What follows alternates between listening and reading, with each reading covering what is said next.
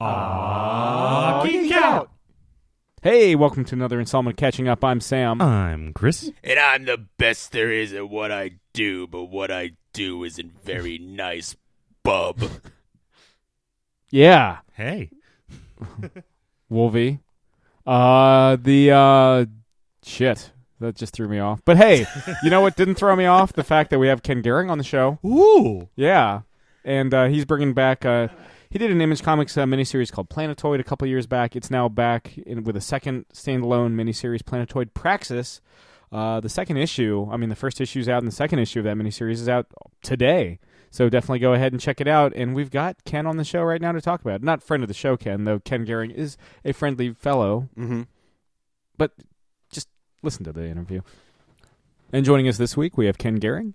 He's got the follow-up to his miniseries Planetoid Praxis. The first issue's out now. The second issue comes out in comic book shops everywhere on Wednesday, March 8th. He's also done some work with Vertigo. He's done some work with IDW. Ken, thanks for coming on the show. Thanks for having me. So let's knock out the big question first. It's been several years since that first Planetoid miniseries, and that's pretty well self-contained. What made you want to revisit this world? Right after finishing Planetoid, I jumped around and worked on like some licensed stuff, and I worked on a project that didn't come out, and then I did like some other little projects like the Vertigo thing. But the whole time I was like working on another series, and more it became Planetoid was like the project I worked on, and it just came about organically, like thinking about the first one and where to go with the story. So yeah, that's... Was it tough after that time? And the afterward, you kind of mentioned as much. Life happens. You moved to Japan and all that. Was it kind of tough getting back into that world? No, that's the thing is like it felt like really natural. Like I say, having like jumped around and stuff, it was just like the first one was self-contained, so it wasn't part of a plan, but it just sort of like took over my life again, like doing another Planetoid comic. So caught in its own gravitational pull. Yeah, that's the thing. It's like it is. I guess it is like a sequel, but it really does feel just like another. It came about like kind of just like I say on its own, not really like. It's not really like a proper sequel in my mind. It's kind of like its own. Oh, having said that, you do kind of flip the Onomau are now kind of a more, given I guess what happens to them at the end of the first miniseries there and at the start of this one, they're a more kind of sympathetic race. And the scars of their influence, their tyranny are still felt throughout. So is Praxis really kind of exploring the fallout of that tyranny and kind of seeing where civilization goes next with the Onomau, like kind of no longer necessarily oppressing people around? Yeah, it's the first one was the Onomau were just kind of like the bad guys. And I didn't really like get into what was going on with like the larger universe, and so in this one it's kind of more fleshed out, like how the governments work and what's going on.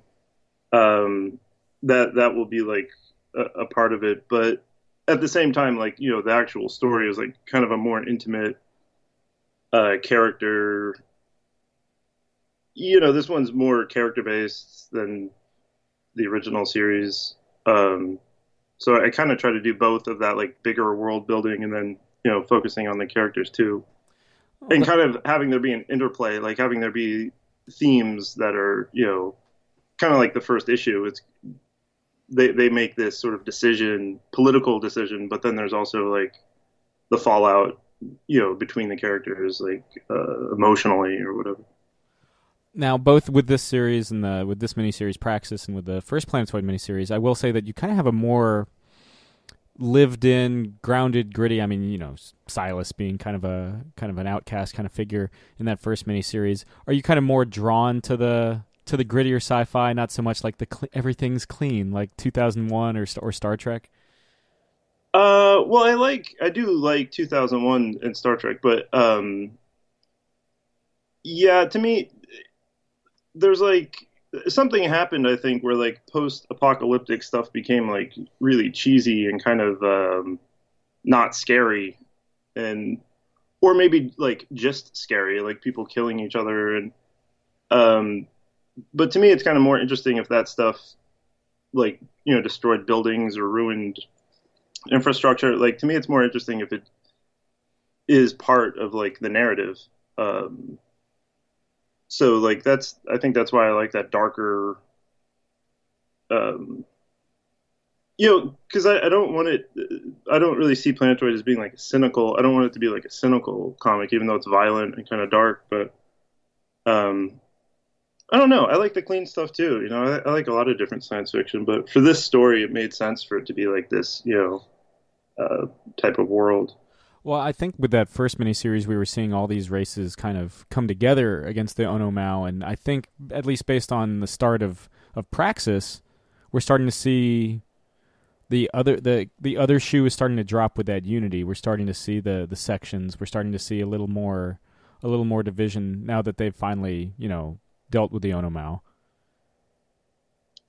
Yeah, it's kind of like I'm skipping over the period where things were working out. It's like they overcame that obstacle in the first series, and now we're like jumping into like more problems for them. And it was like maybe like a 8-year period where everything was fine. But yeah, I kind of that was like one of the issues with the first one is it was like kind of simplistic good versus evil, and I thought maybe it'd be interesting to like undermine that. Um, with the second one, like make it more messy, and um, I think that's more interesting. I don't really like the narrative of like the hero beating up the bad guy. Like I think we're kind of at a period where that's not really um, what we need or something. So I wanted to make like a more messy kind of make the morality of it more messy with Praxis. Sure. I mean, there's a lot more nuance. There's a lot more, and I do like that. We're seeing some people are, despite the memory of the Onomau is still there, but there's some people that are like, maybe we shouldn't just like completely like butcher him in the streets. Maybe that wouldn't be like the best way to go. Then there's some people that are just like, no, like give us Barabbas, like rip him apart. So it's yeah, no, I would definitely say you've kind of approached that with more nuance. I mean, how do you feel that you've grown? I mean, as a comic book creator, having since I guess God, it's been what 5 years since Planetoid first hit the stands, and here we are 5 years later. And how do you feel that you've changed and grown as a storyteller? Um, I mean, like recently, I've just been focusing on like the draftsmanship part of it, like just getting better technically and stuff. But because I actually like I cringe at some of the stuff in Planetoid, but the storytelling is actually like exactly the same in this one, like the I don't know, storytelling style or whatever you would call it, which is actually pretty conservative. It's pretty like the panels are very just a bunch of rectangles, and I'm kind of but again it's kind of it provides like consistency, so I don't have to really think about it. Like I know how this would look in Planetoid. That's why it felt good to return to it, was because I had these other projects not work out, and it's like, well, I did this project this way and it worked out fine. Let me like go back to that, and all of a sudden it became easier again. So Was it kind anyway, of was it liberating going back to Planetoid after working on something like, say, like the Teenage Mutant Ninja Turtles? no, actually, the Turtles was fun, and I just was really. I mean, to me, that's like my Citizen Kane is like Ninja Turtle, like those original Eastman and Laird. They hold up like amazingly well. They're just like really great comics. So yeah, just and plus I've been working on Planetoid and kind of like stalling out on it, and I was talking to IDW about working on different stuff like over a long period of time, and um, so it felt good just to finally do it. Yeah, anyone who officially I draws. just did the penciling and inking on it, so it was a lot more straightforward, and it was a good way to like clear my mind and like kind of refresh and stuff. Yeah, I was gonna say like anyone who officially draws Casey Jones is pretty damn cool in my book. Yeah, that was the thing is like, I didn't get into comics like solely to do all this like deep, work and be all tortured about it. Like, I like to draw this stuff too. So it was good to like just draw a picture of Casey Jones like hitting someone with a bat or something. He's taught us so much about sports through the years, Casey Jones. I gotta ask, since we've invoked Ninja Turtles, do you have a favorite of the quartet? Who is your favorite? I don't. I guess I would have to say Leonardo. Woo! Because I base it on the Eastman Laird Leonardo. He was like scary and not nice. He was like, he killed people. Yeah. Well, don't they like completely like just wreck Shredder? That one, like they like. Yeah, like torture and kill him. It's like incredible. Everyone, I think that kind of gets like lost in the. It definitely gets lost in the shuffle. Yeah, in the cartoon, movie, arcade game shuffle. Yeah, no, they definitely like shaped the characters like over the years into something other than what it started off as. But yeah. Yeah, they're definitely like trained murderers, assassins. They take out, I mean, and I don't think the foot soldiers, if I remember correctly, are robots. I think they just like straight up like hack like people to pieces. Yeah, but no, they were humans, and it's funny too because I got this like collected edition of that when I was young. Like I think it was before the cartoon even came out, or at the same time, and it had those original comics, and in the introduction it mentions like Frank Miller, Ronin, and Daredevil.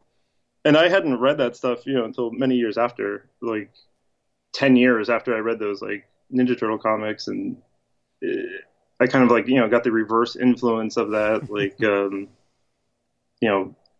Frank Miller. I mean, I guess a whole generation of people did, but would you say that was really what kickstarted this entire like love of working in comics? Because you've been working in comics for quite some time now.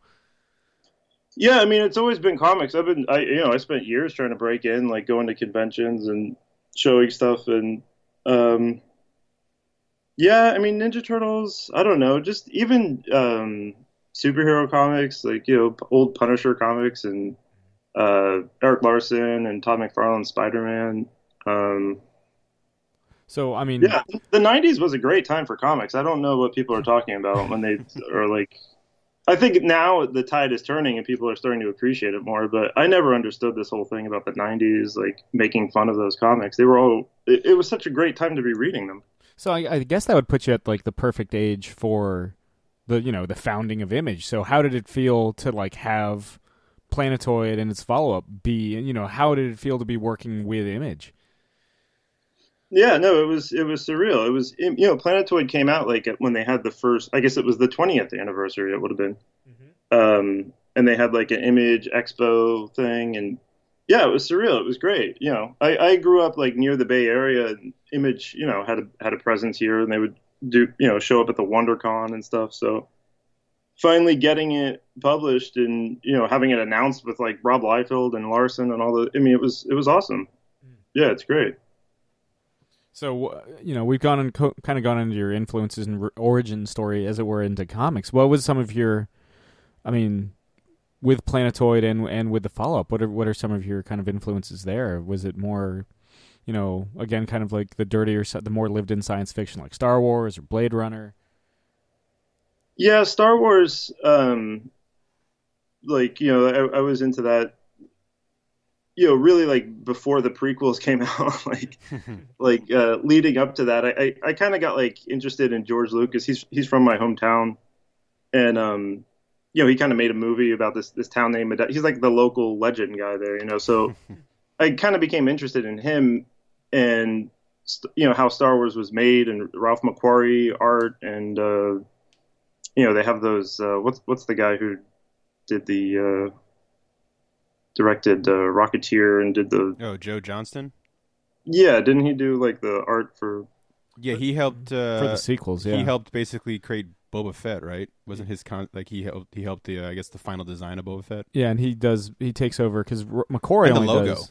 Yeah, The Star Wars logo. I think he did the ship, like a lot of the old ship artwork, like when he was like in his 20s or something. I could be wrong if it's not Joe Johnston, but anyways, like all that Ron Cobb, and the heavy metal stuff like that. That was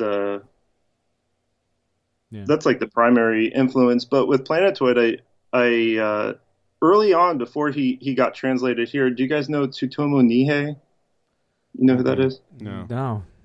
He did a comic called Blame. He's a Japanese. He did a comic called Blame and Biomega. Oh, Biomega. Yeah. I know Biomega.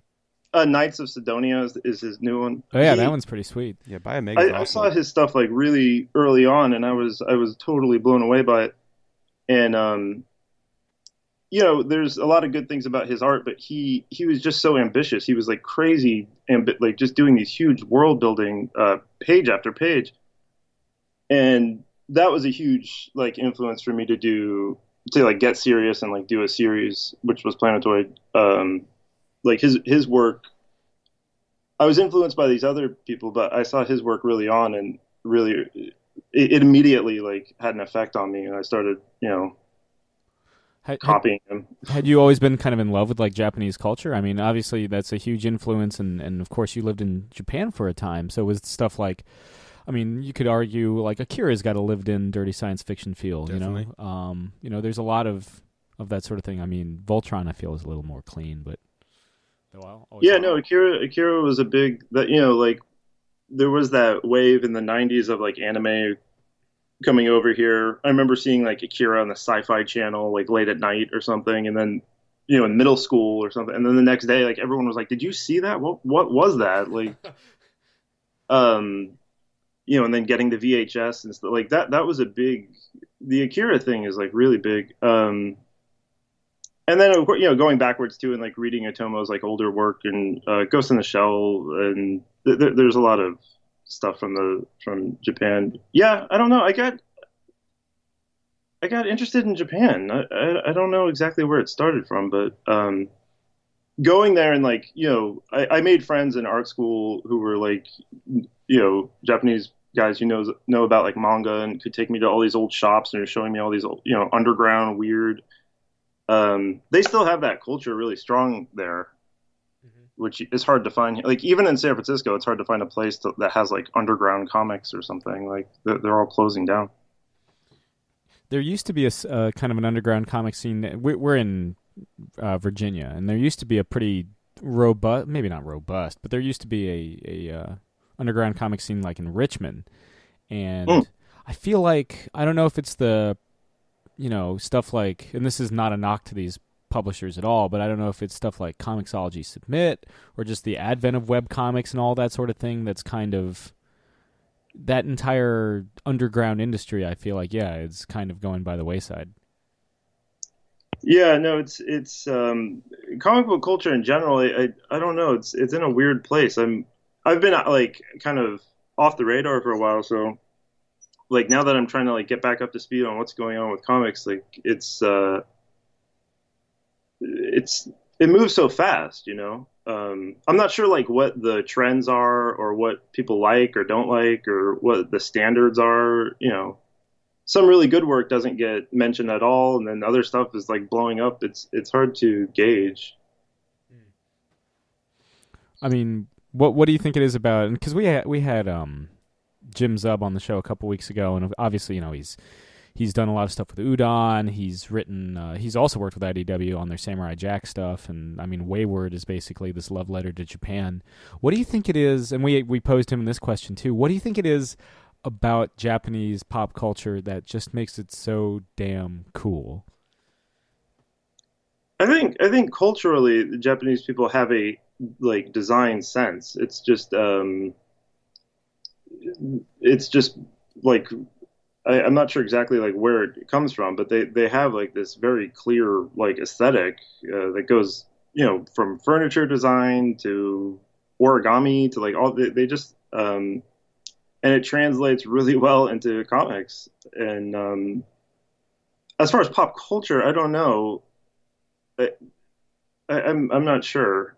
There's just I go there now, and I think their pop culture is actually not so impressive right now. I think in the 20th century they made a lot of great movies and stuff, but I don't know.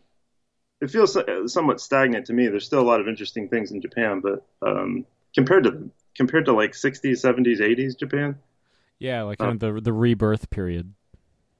Yeah, yeah. I mean, it was really like just like an explosion. It was like their economy and their culture were just like this, growing, so much interesting stuff. And now Japan,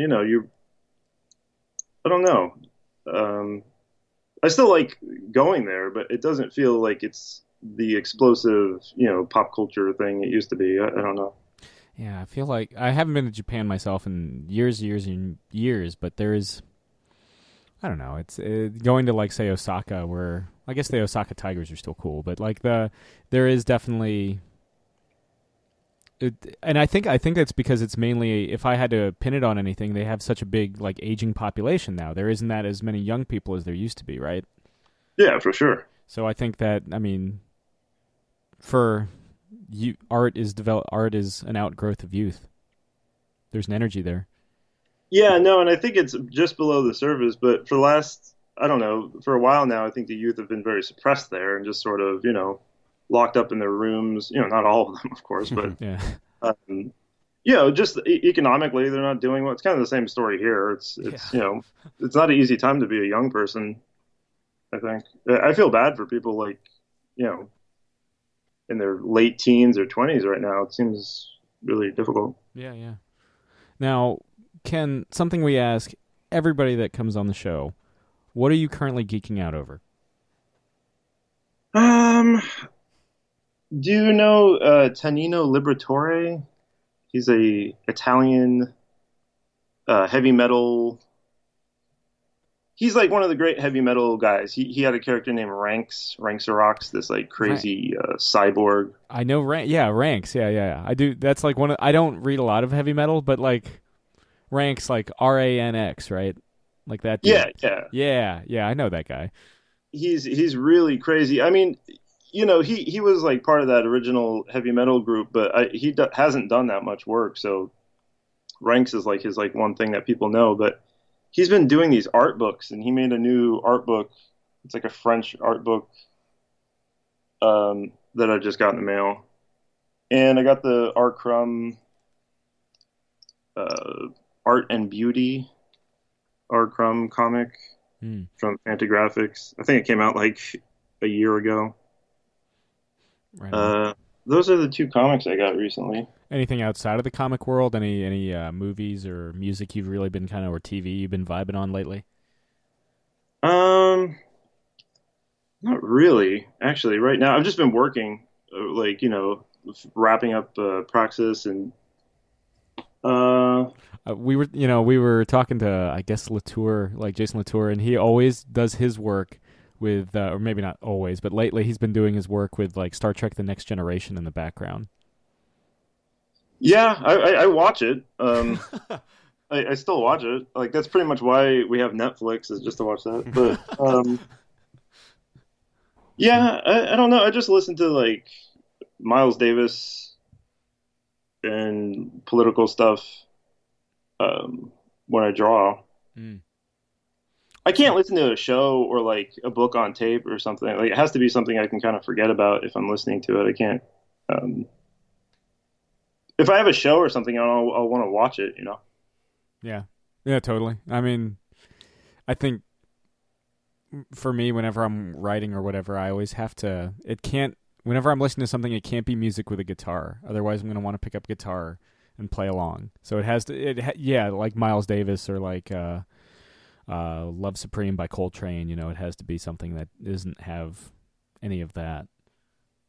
Yeah, like almost abstract or something, or like ambient. Sometimes I'll listen to ambient music if it's like late at night or something. Sure. All right. Well, Ken, what can we expect in the for the rest of the miniseries of Praxis? Well, it's going to be 6 issues, and I'm using the back pages. I'm trying to do as much as I can with the back pages, so I'll be having like short story work that I never published. Mm-hmm. Just something. There's like another artist I might do like a feature of his work or something. So, yeah, next issue is coming out March 8th. I hope people like it. Hope they like the rest of the series. Oh, I mean, like I said, it's definitely well within the Planetoid realm. And if you haven't checked out Planetoid, that first volume is available on Comixology. It's out in comic book shops everywhere. And again, though, the Praxis is a very clean jumping on point. I mean, it certainly enriches the experience if you've read the first volume and gotten the background with the Onomao, but you do kind of recap it pretty well. So yeah, it's pretty accessible from issue 1. Good. Yeah. No, I've heard from new readers, people that didn't even know that there was a previous Planetoid, that they've been able to get into it. So that's really good. Mm-hmm.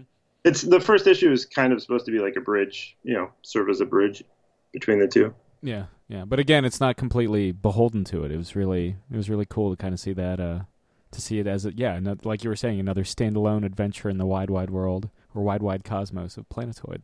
So yeah, well done there, man. Thanks. So yeah, Ken, while we got you on, do you have anything else you wanna plug? No, I'm lining up something next, but there's nothing definitive yet to announce. So just Planetoid, Praxis. Fair enough. All right. Well, again, issue 1 and volume 1 of Planetoid is available. Issue 1 of Planetoid Praxis and the first miniseries Planetoid is out in comic book shops and in Comixology now. And keep an eye out for issue 2 in comic shops and Comixology on Wednesday, March 8th. Ken, thanks for coming on the show. Thank you. Yeah, like I said, friendly fellow, not to be confused with our own Ken. Yeah. Yeah, no, check out the book if you like sci-fi, and you don't even have to have read the first volume of Planetoid, but it certainly helps. I love how many times we say the fucking word Planetoid in that interview. Oh, yes. There's something about that word, like, just... I think it's the toid part. Otherwise it's just planet. Well, I mean, like, yeah, the toid is like... You don't say planet nearly as much as you say planetoid. The toid is definitely what makes that word funny. Yeah. So well done. But yeah, again, that the first 2 issues of Planetoid Praxis are out now, as is the first volume. So we all saw, a movie. Mm-hmm. Actually, Chris saw another one, which we'll get into as well. Mm. Actually, do you want to get into that one first? Yeah, we can do that first Just because don't I'm spoil it. Yeah, no, Yeah. I'll be quick with it. I saw Get Out, the lovely new movie from Jordan Peele of Key and Peele fame. It is not a comedy, although there are plenty of lighthearted moments that break up the terror and chillerness, if that can be the way that I describe it, of the movie. I wouldn't classify it as a horror movie, and I've seen a lot of people online saying this as well. It's not a horror per se. It is a thriller. Mostly because it's not. Yeah, exactly. Just do the dance. It's not like a slasher movie or a supernatural anything like that. It is creepy tension slowly building perfectly. Like I can't think of a bad thing to say about that movie, just because the tone it sets right off the bat, and then like it calms you down, and then just builds and builds and builds and builds and builds, and it's creepy as fuck. It's like a Stepford Wives that actually is scary, as opposed to just weird. Is it R? Yes, it is. R. Yeah. Is it gory? No, not really. No. Trying to give as little away as possible, because I do feel like this is a great movie to go in knowing as little as possible. Yeah. There's not a whole lot of gore. Yeah. Okay, that's cool. So it's mostly that psychological terror. Yeah, yeah, and the entire time, I'm like, oh man, I wonder if they're gonna go this way, and then something else happens, and I'm like, I wonder if they're gonna go this way, and like it kept me paid for the whole seat, only used the edge. Thanks, Carlos. Ooh, boy, that roller coaster. Yeah, of love. It's what, Red Hot Chili Peppers for the Beavis and Butthead Do America soundtrack? That's right. Yeah. Yeah. I think it's also on the Mighty Morphin Power Rangers movies. No, that's Aeroplane. Never mind. Which I assume is the clean version because they say like motherfucker every chorus. Yes. It is quite a clean version. Right. Well, that's cool. Yeah, I've heard nothing but good things about Get It's Out. so good. I would love, once you guys get a chance to see it, I want to talk about it, for almost an entire episode with you guys. Yeah. That's how entertained I was. We'll call that episode Get Out? ? Nah, get in. Get out of here. Yeah. Well, I'm looking forward to that. Yeah. Jake and I are back from the Emerald City. Yes. Just say wah. We're back from Seattle. Did you actually ever like post that anywhere? I should have. Apparently they voted to discontinue that. Did they? I'm shocked. for a period, probably not a long period. The state of Washington, the evergreen state, decided to have their state motto be "Say Wah," as in like WA. It's like abbreviation. It's not that anymore. If I remember correctly, when we looked it up, it was voted into the lexicon in like 2014-ish. Yeah. So yeah, probably shelf life of like 2 years before they were like, "Fuck it." Yeah. Why did we do this? Why did we do this? No, we and then back home, Chris saw this with speaking of Carlos, he saw it with Carlos. We all saw while we were in Seattle. Jake and I saw Logan, and Chris, while he was back home, Chris saw Logan. Yes. The what is purported to be the final outing for Hugh Jackman as everyone's favorite X-Man Wolverine. And if I read correctly, Patrick Stewart's last foray as Professor X. He said he's open to coming back, but at the same time, it's pretty well. Yeah. Because they're going with a younger cast for like Supernova. It'd be cool if we got him in Deadpool. Yeah. I know he was like, I would be open for a Deadpool film. Oh, for Xavier? Yeah. That'd be I guess funny but weird. Yeah. Like that's something that doesn't seem that it would go together. Maybe that's why it would work, but yeah. I don't know why the great thing is that you could have both Patrick Stewart and I'm blanking the other. Hugh Jackman? No, Professor X. The other. Oh, Michael James Fassbender. McAvoy? That's right. Yeah, Fassbender's McAvoy. You could have both of them in there because in the first movie he made a joke about that's true. not knowing which one's which. Yeah, they both kind of wander in. Yeah. No, the sky's the limit with Deadpool. Yeah. Well, speaking of Deadpool, he was co-created by Rob Liefeld, who also co-created, Cable, did the New Mutants for a while and everything. He was a big-time Marvel artist, and then went on to Found Image Comics with everybody else out in 1992, because it's their 25th anniversary this year. Jake and I, it was opening night. We decided to fucking watch Logan at one of the nearby theaters, the cinema. And we get there early because we know it's going to get packed because it's fucking Comic-Con. And in wanders in, and I shit you not, wanders in Rob Liefeld.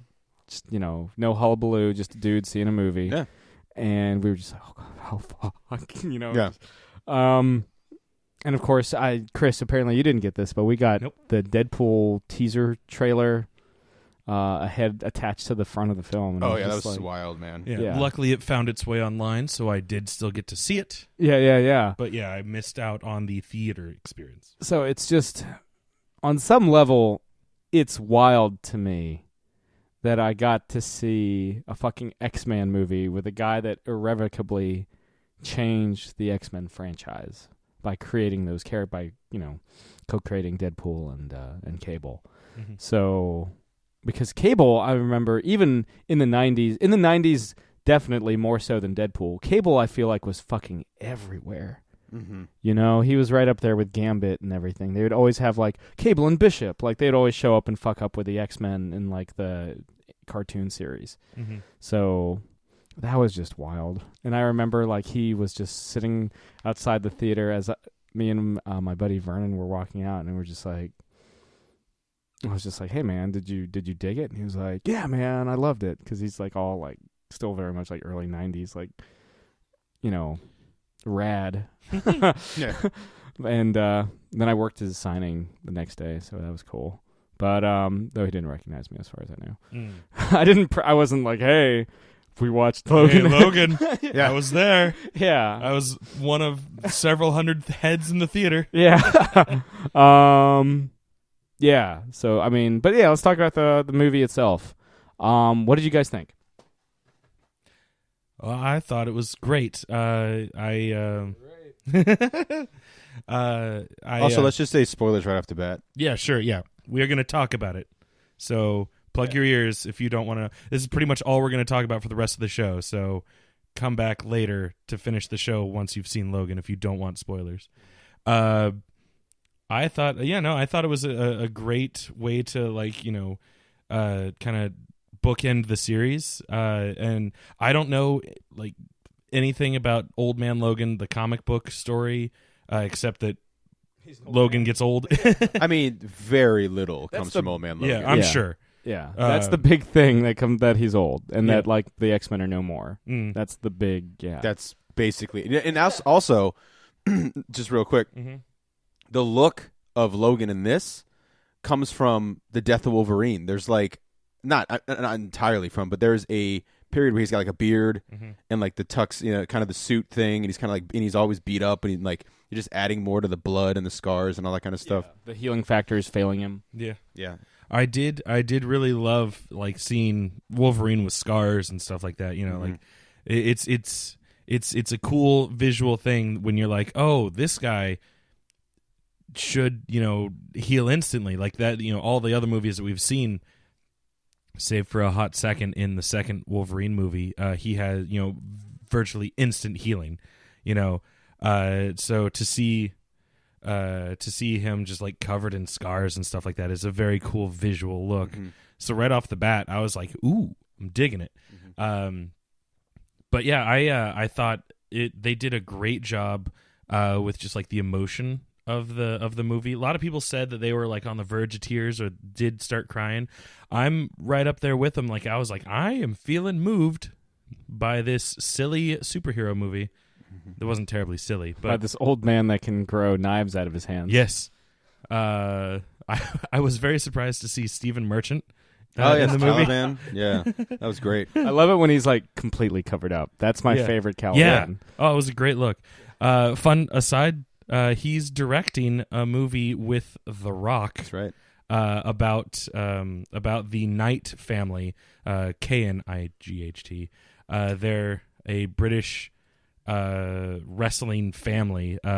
Anyone that watches WWE here would know Paige, the one of the daughters of the family, maybe the only daughter. But so Stephen Merchant and The Rock are doing this movie about her family in England because they're a huge wrestling family there. But yeah, so it was so he's been in the news, it's as far as I'm aware, in my blinders of oh, hey, wrestling stuff.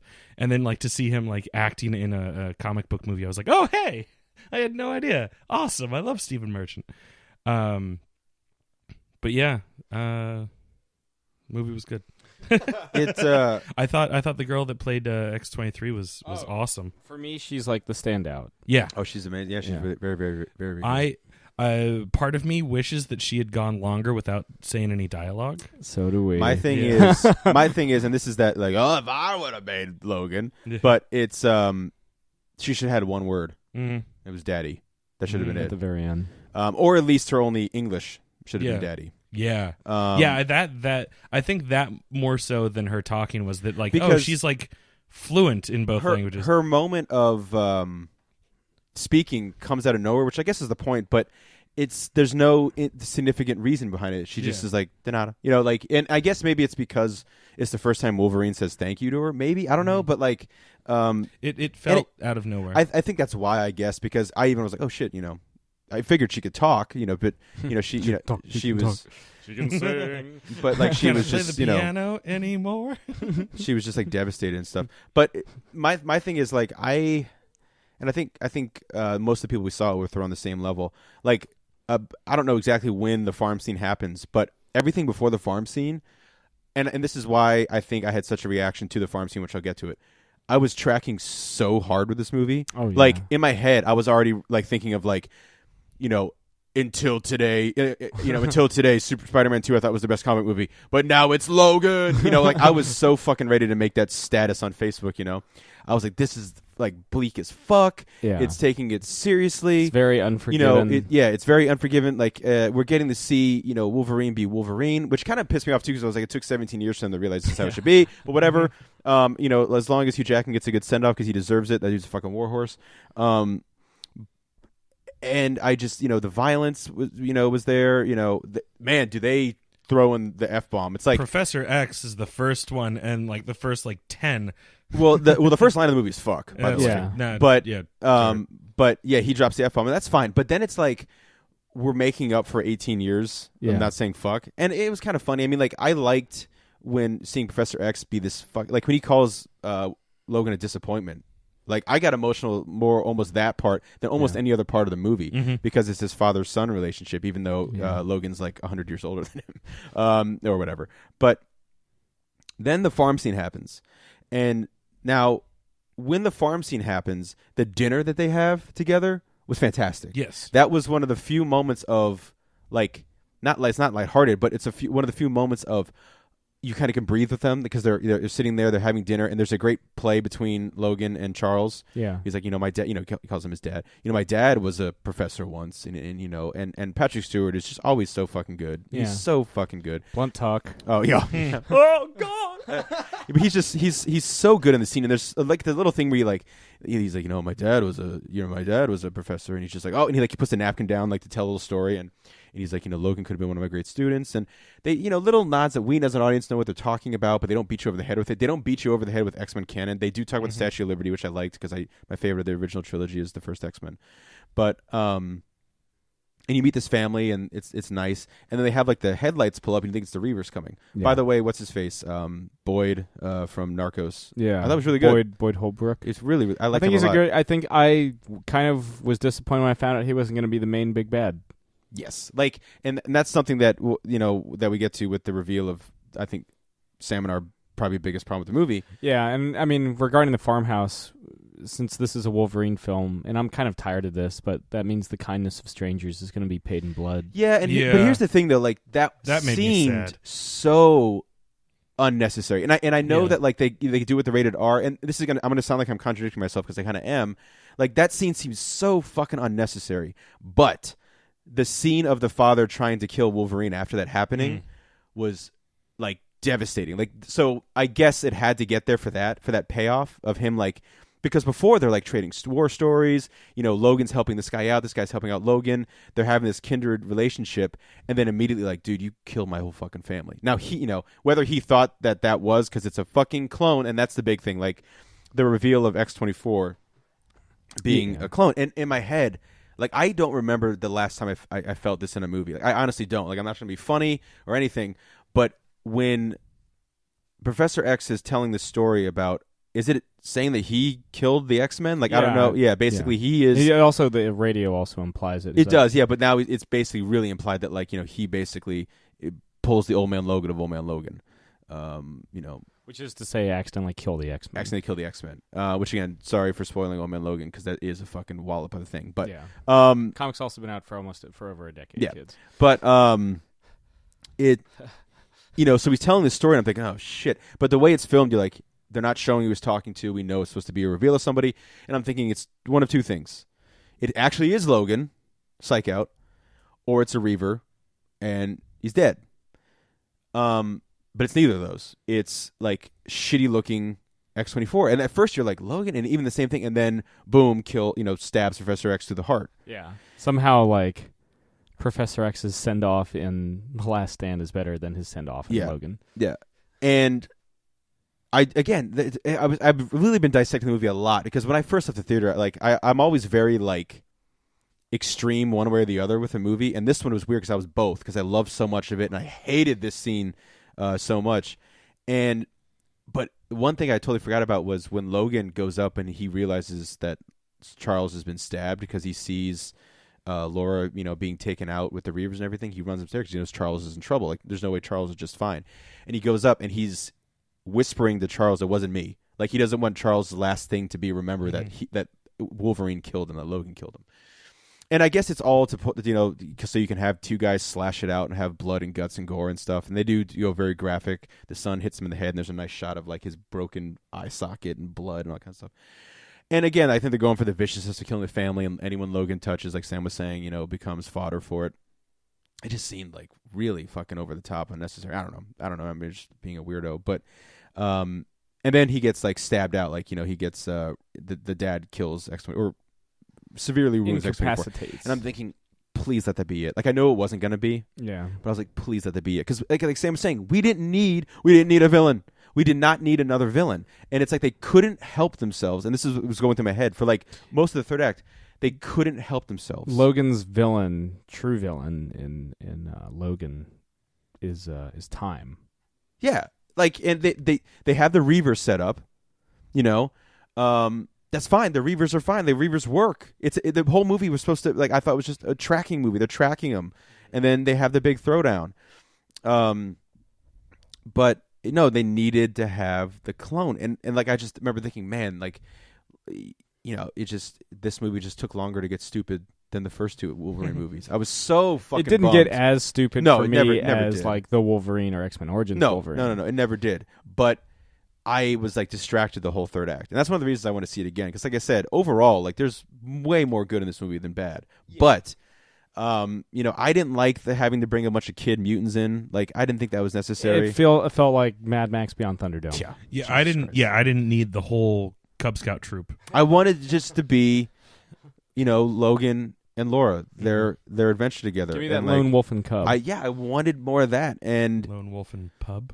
Yeah, we never really got that. You know what I mean? Like, and so she does throw down some good lines where she's like, Wolverine's like, everyone, bad things happen to people I care about, and she's like, well, that should be fine. Like, I thought that was a great fucking throwdown line. Yeah, and tear my heart out. And it's funny because going into it, I was like, man, I can't wait till he fucking puts the chops on and like goes like full on Wolverine.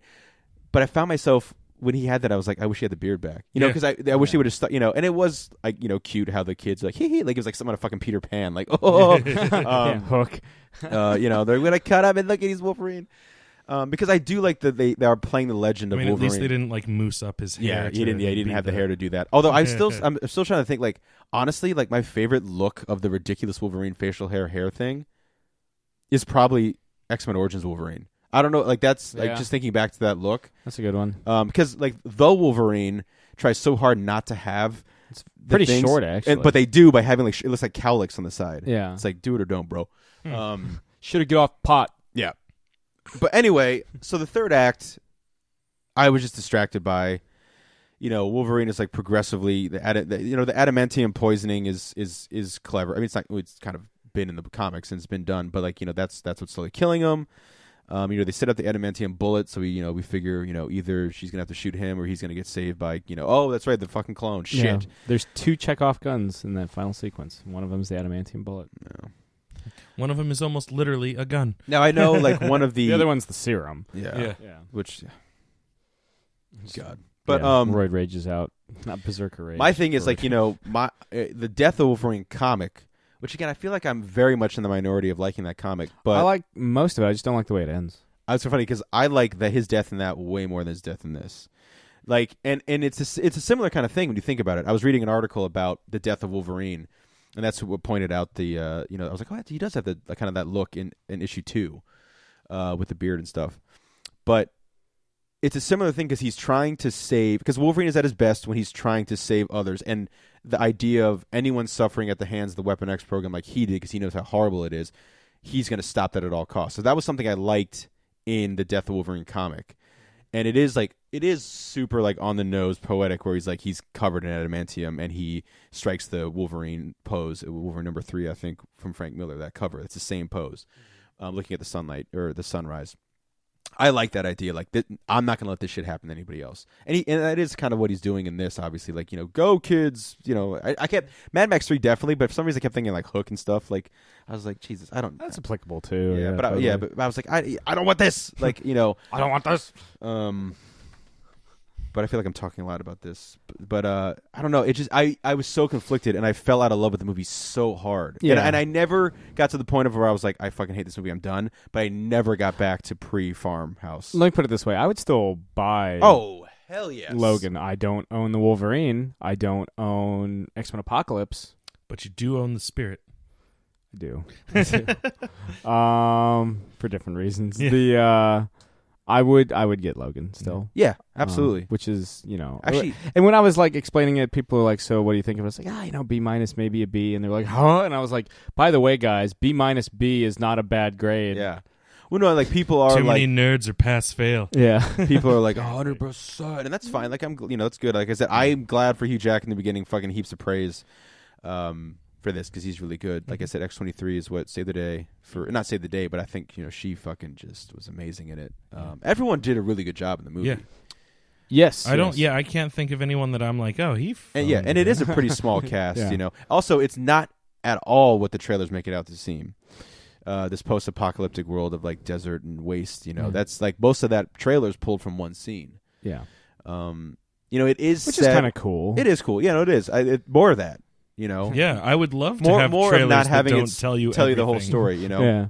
Sorry, Josh. For me, like, I love the beginning. I love most of the film. I love it when it's very grounded. Yeah. When it becomes more like an X-Men movie, Exactly. that's where it starts to lose. And that's me. when I was like, I Because can't. it They couldn't betrays help its grounded themselves. sensibilities. Yeah. And I was just like, okay, well, we got the clone man. And he looked dumb. Like, Yeah. I don't know, man. Yeah. He kind of reminded me of the Sabretooth in the first movie. Oh, Tyler Mane. Yeah, kind of like the because he didn't. No, he you're have, thinking like, the of slick X-Men back? Origins. No, No, he had well- the short hair. Or my Yeah. Wolf Sabretooth has got longer hair in that, and then in this one he's got like. You're thinking X-Men Origins Wolverine, Yeah, where it's that's Liv right. Schreiber. yes, Who that's- does have yes. short hair in that. Yeah, I for a hot second I thought it was Liev Schreiber, and I was like, huh? No, That would be honestly that would Anything be would have fucking been cool. better. Anything would have been better.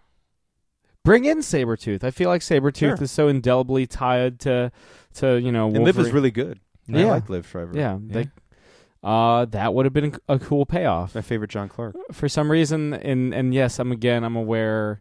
I'm talking about grounding a movie with a movie that involves a dude with fucking knife hands. I get that. But that still doesn't seem like fucking But out of control. Yeah, that just betrays certain sensibilities for me. And then again, like the mutant children, and when they finally take their revenge on Donald Pierce, Yeah, and it's he so deserved a it's better played. death. It's played for like menace. It's like, look, I have electricity fingers. Look, I'm going to wrap you in grass. Yeah. It was kind of weird that all the kids were standing around him doing the same like hand storm pose, and like we only saw like 3 kids actually using their powers. Yeah. Because do they all have like is it just paint by numbers? Like they only have like 4 powers to send around all these kids? I guess. Because I feel like multiple ones had the ability to control dirt. Yeah. Well, I remember like people were like cheering when the one guy was like lifting the car, and I was like, "What? Yeah. Okay. Sure, fine. looked He can cool. move rock." I mean, like they should have X-23 You're just fucking Terra from the stab him Teen in the Titans. stab him in the neck. Yeah. Give him a good bloody death. And I don't know. The violence is pretty good. Like it definitely goes hard for. I don't think it was gratuitous for gratuity's sake. No, and like it's a Wolverine that would get injured a lot more because he's older. Yeah. He's slower, and his go-to move is just if you're in my vicinity, I'm just gonna swipe at you. There's no fucking badass like Yeah. Wolverine like quick There's no shit. finesse, It's just yeah. that's all X-23. X-23 Yeah. is all finesse, and quick as shit. A lot of grunting and screaming from everyone in the movie, But especially Hugh Jackman. especially Hugh Jackman and Laura. X-23 did love the Hurricane Rana. Yeah. She- Yeah. Definitely. Yeah. X-23 Mysterio. gonna give it to you. And also, if you're a fan of Shane, they will throw Shane at you a lot. Supposedly, Pretty fucking hard. yeah. Supposedly, James Mangold was like, I watched it a lot. I watched it a lot Yeah. for it, and it shows. He's Shane. Get it? Yeah. Get it? What do you think of I that have no last? idea what you Shot? guys What do you think of are that talking last shot? You mean the movie that they movie Shane and she clearly quotes show? at the end. Well, that was like the movie she watches, and he's like, "I saw this in the cinema when I was a boy." Yeah. And then- I didn't know it was called Shane. and then No. they quoted it. That's what she. I quotes at the did end. I did recognize that she was quoting the movie, and I was like, oh, okay. I figured that was going to come back. Yeah. But yeah. Shane doesn't. No. That's the last line. Oh, But what do you think of that? spoilers for Shane. Yeah, that's cool. What do you I think of the probably wasn't last? What did you think of the goddamn motherfucking last shot of the movie? The X. Yeah, I could take it or leave it. really. Yeah. What about you, Chris? I thought it was cute, but it was awkward. I thought it was clever, and I remember thinking in my head like I should be sobbing, Yeah, and I didn't feel a goddamn yeah. thing. I should care. I don't know. I was like, why did she let them put the cross in if she was just going to uproot it and she turn it was into an X? she was doing something else. Yeah. She was trying to remember she was rewatching Shane. Yeah. So she could get that line. And that was a moment for just her. Yeah. Her grass and dirt friends didn't need to know that. And electricity. Yeah, electricity, man. Ice. That was the girl that could blow ice. Oh, that's right. And takes the other dude's hand. That one guy gets treed to death. That was pretty brutal. The one dude got time copped. Yeah. Arm frozen, then broken off. Yeah. Is there a certain scene that sticks out? I'm trying to remember if I have necessarily a favorite scene in the film. I mean, the first, like the reveal that Laura is X-23, you know, where she just carries the dude's head. The head, yeah, that was good. Yeah. Oh, that was funny. That's probably. I'm glad that was cut completely different in in the trailer. I don't remember them showing a head. Yeah, that's what I'm saying. Yeah. That's the thing. I don't remember the head. That's but it is. They show her walking out, and she throws the handcuffs. The handcuffs. The cuffs. That's what it was. Yeah. But like, that was but good. yeah, like Very I good. was like in the theater when you can see her, like I'm like she has something bigger than cuffs in her hands, and then she throws it, and I'm like, it's the dude's fucking head. Yeah. That, I mean, I remember that being really cool. I liked just the beginning too. Oh, the beginning was the quiet moments where he's just like, clearly, him and Professor X are just waiting to die. Like they just exist. Yeah. And that's its own, comes with its own set of challenges. So I don't know. I mean, again, I like the film overall. It's just that when it starts to kind of betray its initial sensibilities. I would see it again because again, it's well made and well done and everything, and who doesn't like Wolverine? But for me, it was also like maybe if I know that it's coming now, it won't be as I can maybe enjoy the third act a little more. But the third act exactly. The third act does I was fucking stunned, man, because in a normal X-Men movie, par for the course. Yeah, of course that's the case. But this one, like Sam was saying, it wasn't an X-Men movie. Like I think Red Letter Media had a thing where they're like, this is in the same fucking trilogy as X-Men Origins Wolverine, this movie. Yeah. This takes place during that same fucking For time. me, though, there's like implications that it's just an alternate future. Like it doesn't necessarily follow Days of Future Past or the Prime. And I feel like even the creators themselves said that it doesn't necessarily fall within any of the time that we've I mean, like I said, before. the only thing and again, I could be wrong because I don't remember everything that well in it, but the only time I really remember them referencing a movie was the Statue of Liberty. And that's really it, yeah. Someone was saying that in this continuity, potentially that could be the only X-Men movie that's ever happened. Like in that, because also they're going through the, the comic book stuff. And this is my, like, I wanted this to happen so bad and I knew it wasn't because it would have made no sense. And this is why I don't make Wolverine movies. But I was hoping for some, like, because that was a different fucking time and you can mess with time in the X-Men movies, they would have a flashback of the last days of the X-Men and Logan would have been rocking the costume. Or we get a flash forward to the end of the movie where X-23 is rocking the costume. There was they had scripted what happens to the X-Men. Oh, did they? That was in the script, but James Mangold is like, this is a film that's about character, not story. Yeah. So let's take it out. Yeah. So they just leave those two vague implications about what happened in Westchester. And one thing I really, really, really liked, and I saw this on Twitter before we started talking, was James Mangold explaining why there's no post-credit scene. And he was like, because we said everything we needed to say. That was it. That was the end. And that was like so fucking perfect. It's not setting up another X-Men movie. This is the end of a character. Like Sam Peckinpah said, because I think it was Pat Oswalt who said it. Sam Peckinpah is like, the end of a movie is the end of a character's life. And that is perfect for Logan. And it is bittersweet. Like, I was like, oh man, this is the end. Like, we were what, 13 when he was first 14, 14 when we were in when he was first Logan, and we're 30 now. Yeah. I am very excited to see what they're going to do next with Wolverine, with Logan. And this could be years down the line, whatever. That's fine. Yeah. But the next person who plays Wolverine, You know, Idris Elba. Idris Elba. Cast him as everything. Yeah. Melissa McCarthy will be Wolverine. Yeah. I'm just thinking of that now. No, I We mean, all are. I'm very excited to see what happened in the line because again, it's great that Hugh got a good send off because man, that dude roughed it out through some shit. Oh, I mean the training regimen he would have to do. Well, I'm talking about like being in bad movies.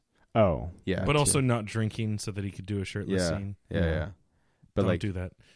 yeah. He would. His secret was for shirtless scenes he would go 24 hours or Yeah, something. I he think learned that's that- what you said. he learned Yeah. that during the Les Mis when he was doing the opening for Get Yeah. Down. He's like, I needed to look like emaciated and just horrible. Yeah. Mhm. And he's like, I just didn't drink water. And that you could tell. I think the biggest example of like jacked Jackman. Well, I guess. Hugh jacked, man. Yeah. Well, I guess X-Men Origins has it, but in fucking Days of Future Past, where he comes back in the waterbed, he's Yeah. just looking shredded. Yeah. That was where he was like, "You don't drink water, you look shredded." That's the Like, you're about secret to- all about to along. and then- burst. Yeah. And then you die. Yeah. But I mean, I guess just the last closing thoughts on his tenure as Wolverine. It's made me want to go back and watch all the good X-Men movies. Yes. So Now, what would I that guess be for you? That would be the first two. Yes.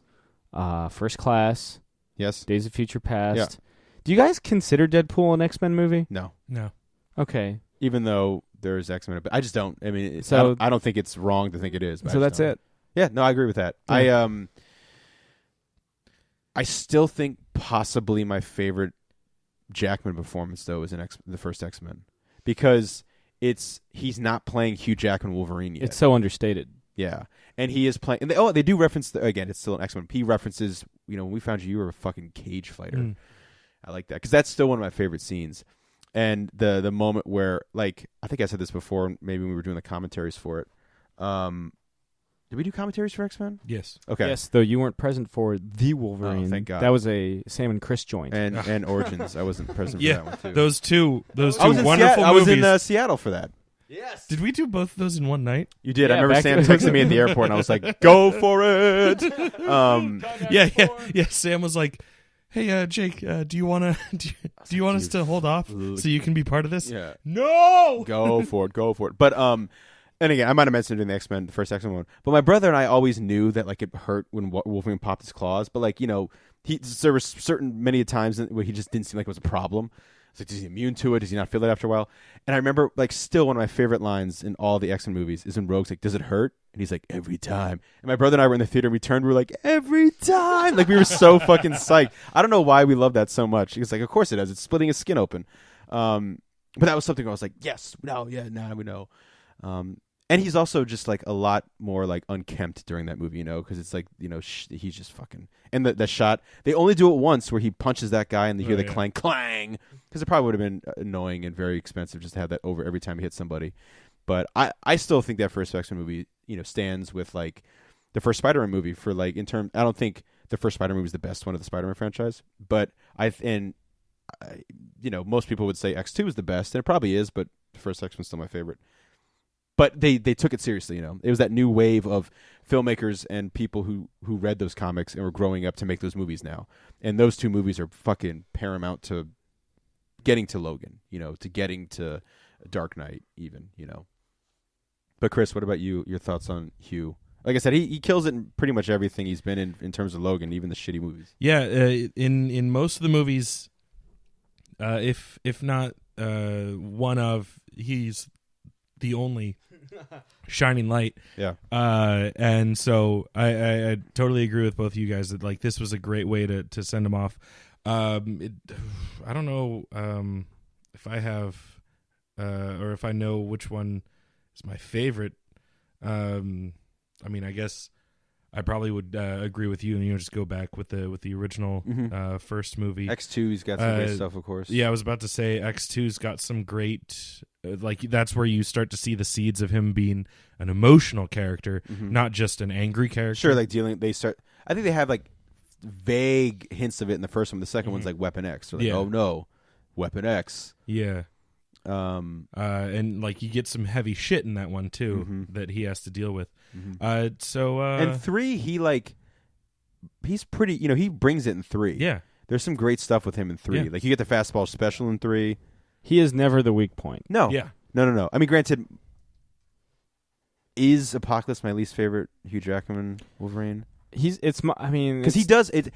It's the his fault, look. yeah, It's not his fault for the look and the bad CGI and that like when he says like what does he say Logan and like runs like is that what he says? No. She touches his brow and he she's like Logan, and he's like, oh, that's right. I thought he said something else, but I guess again not his fault. And you get to see like Feral Wolverine on that, so that's cool. yeah. Actually, For me, that's the closest you get to Berserk Wolverine, because what you get at the end of Logan is just roid rage. well, I think the beginning of Logan is Berserk. Oh, on the Cholos? Where they put the gun to his head. Yeah. And I thought, because I was like, it's rated R. I thought they were going to see side of his head blow off. Not blow off, but like skin. And I was hoping he was going to stand up and have like half his skin gone on his face looking like a Terminator and just shred those guys. Yeah. But Berserker, you get, I think in the beginning is like pretty true. And also when Charles dies. Yeah. He has a great like moment where I'm like, here it fucking comes. He's about to do it. Even though I was like, just fucking slice his X-24 into a million pieces. Dicks.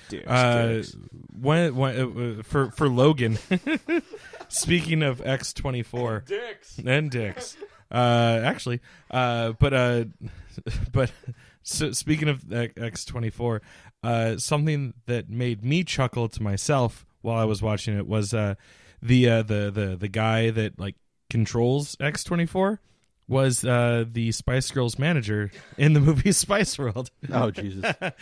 or maybe not manager, because that might have been what's his name, James Bond, Roger Moore. Or he was just the head of the record. I don't know. It's been a while since I've seen Spice World, guys. It really doesn't matter, does it? But yeah, that guy played, I guess, their manager or their tour manager or something like that. I do have a. You got a copy of Spice World I've been staring at for 3 fucking years here. Yeah. It's not going to tell me, but no, it's not. There it is. Mel B is my favorite Spice Girl, if you want to know. But that's it. It's all about the ginger.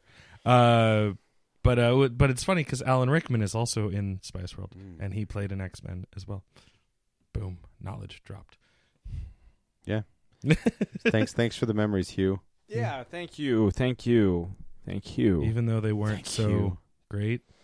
They're tastes like you, only sweeter.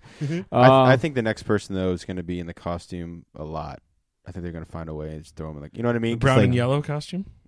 Or X-Force black and gray. The blue and yellow is going to be very hard to pull off on screen unless they matte the blue like fucking crazy to the point of it almost being black, like the Alex Ross shit. Yeah. Yeah. So we'll see. I mean, for me, it was, like I said, it was a fine time. Hugh Jackman. I've always loved Hugh Jackman as Wolverine. He's just a great dude, you know. Yeah. And now we'll see. If you love something, set it free. Yeah. So, Wings Over America style. Anyway, this has been another installment of Catching Up. I'm Sam. I'm Chris. I'm Jake. Catch you next time. Thank you very much. Good night, Eric Pana. This has been another Geek Out production. If you enjoyed what you heard, hey, we've got a special episode every Friday. Of course, there's the usual Catching Up show every Wednesday.